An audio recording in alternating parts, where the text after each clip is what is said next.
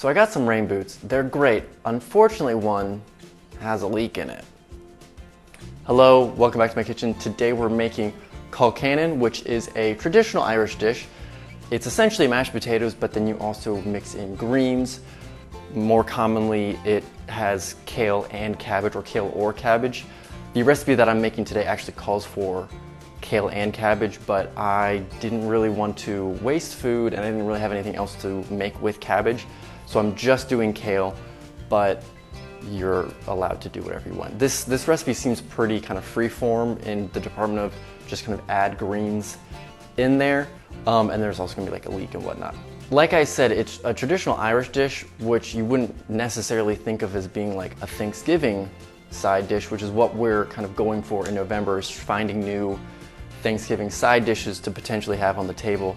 It does have some stiff competition because this would have to beat out mashed potatoes and gravy, because I'm not having multiple forms of mashed potatoes at my table for Thanksgiving. This could be a contender of just kind of year-round, make it as a side. Definitely healthier because it's got like all the greens and whatnot in there. Kind of a fun fact, a little bit ironic, Colcannon is actually made as a Halloween dish in Ireland, and so it's like we just did all those Halloween things and now we're doing things, so it's like, I guess this is kind of a good transition point going from Halloween to Thanksgiving. Just thought of that. But they would hide a ring and a thimble in it, which I don't know what they symbolize. I'm assuming marriage for the ring. I don't know what the thimble would be, but I mean, that's a lot of pressure to put on mashed potatoes to predict your future marriage prospects. But that's just me. I don't know. Maybe mashed potatoes are up to the challenge. So enough chit chat. Why don't we run through the ingredients and then get into cooking? Yukon Gold potatoes, salt and pepper, butter, a large leek, garlic, kale. Now it calls for half and half, and I thought I had that, but I don't. So we're gonna do half of heavy cream and then half of milk, half and half. So the first step is going to be to place the potatoes in a large skillet, cover it with water. I'm personally going to cut up my potatoes a little bit. It doesn't actually say in the recipe to cut it, nor does it say to peel it, but they're Yukon Gold, so I usually don't peel those. So cover them with water, and then we're going to put on the old stovetop, bring it up to a boil, then reduce it down to a simmer, let it go for 15 to 18 minutes. And I think you also need to add in a teaspoon and a half of salt to that, like once it starts boiling, which usually I add the salt in before it starts boiling, but the recipe says to add it after it boils. So we're gonna add it after it boils. And then after it kind of has cooked and is tender, we're gonna remove from heat, drain it, and then kind of put it back in the pot to mash later. This, I will say, little tip, obviously you're gonna see this linearly, yeah. While this is happening, do the next steps, because it has to boil for 15 to 18 minutes. So you can prep the leeks and the kale and stuff like that simultaneously. Obviously you're gonna see them in order. You might see things happening simultaneously on the stovetop, but I have to tell you things in A to B to C kind of order.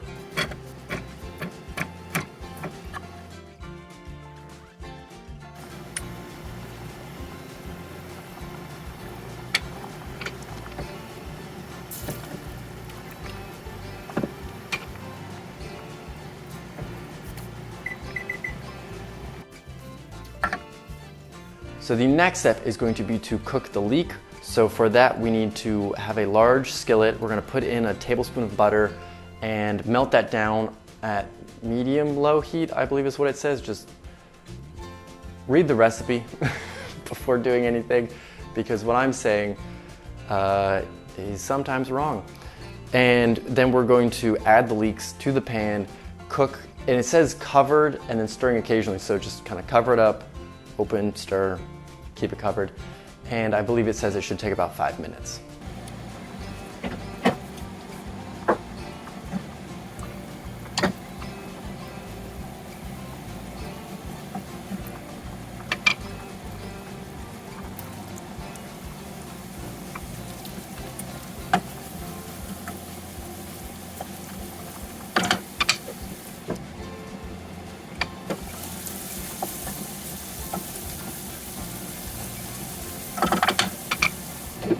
Next, we want to cook the garlic, so just stir that into the leeks that we have in there and let it cook for about a minute. It doesn't take long to cook garlic.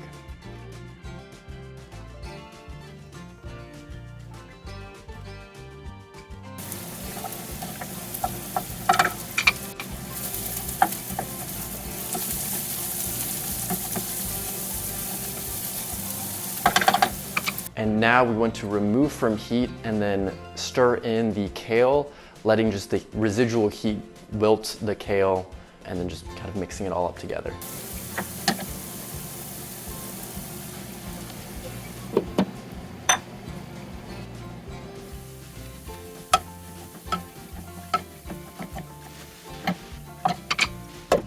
So now we're kind of going back to the potatoes, and we're going to add in the half and half, some more butter, a little bit of salt, and then we're gonna mash that all up and then fold in the kale and leek mix thing that we just made in the previous step. Fold that in, and then you're done.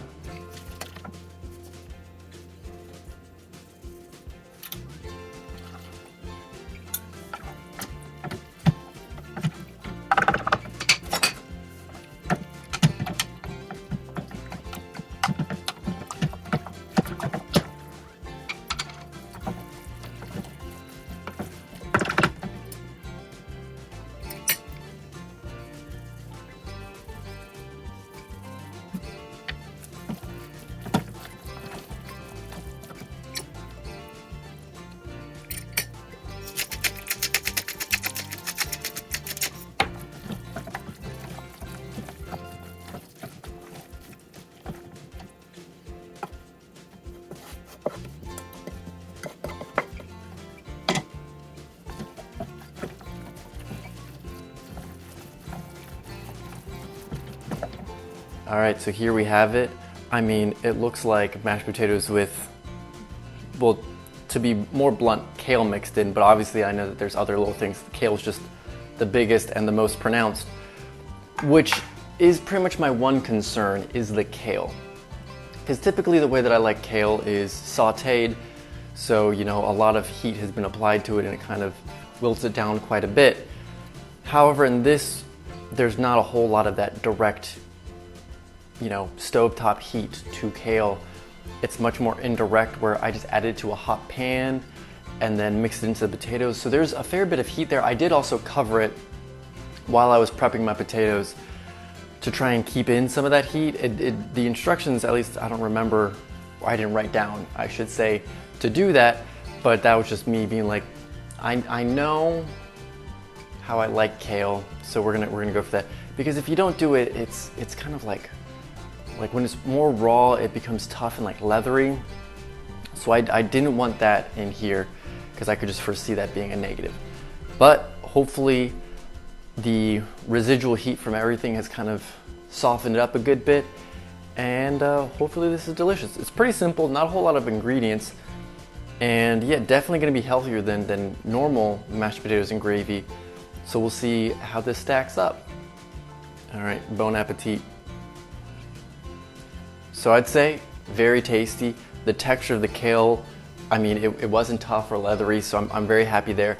I would say maybe cut the kale into smaller chunks, just for, like, you're not shoving a whole, like you saw that, it was a big chunk of kale that kind of came with that.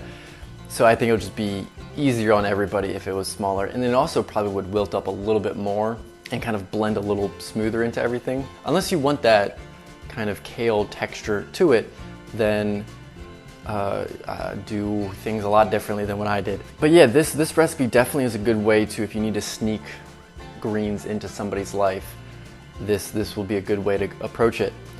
Now, in terms of Thanksgiving, it's going against a Goliath that is mashed potatoes and gravy.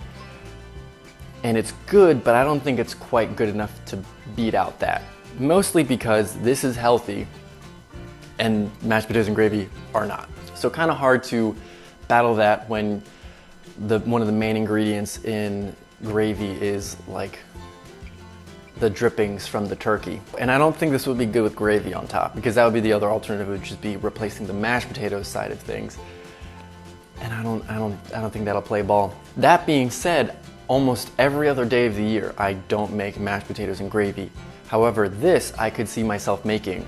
So it might not win out on the big turkey day, but it's gonna win out a lot more throughout the year. So, you know, I don't have an analogy for that, but this will definitely be hitting, you know, some playtime a lot more than mashed potatoes and gravy.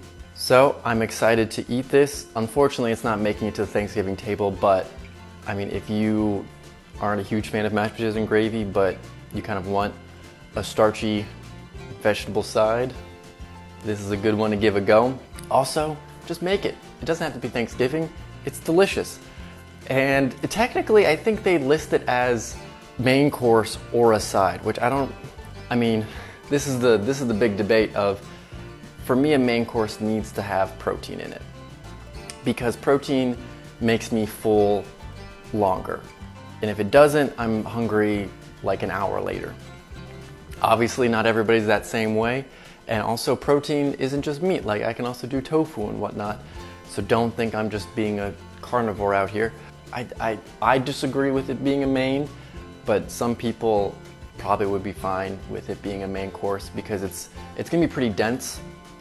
Probably a good meal for winter time, because it'll be kind of hearty, warm, stick to the bones kind of a deal. Not a main course, but definitely a solid side that I'm going to make over and over and over again. And I need to go eat this with my dinner, because I procrastinated and I need to stop doing that, and it is quite late. So I'm gonna go eat. And on that note, bye Mom, still not dead. See ya.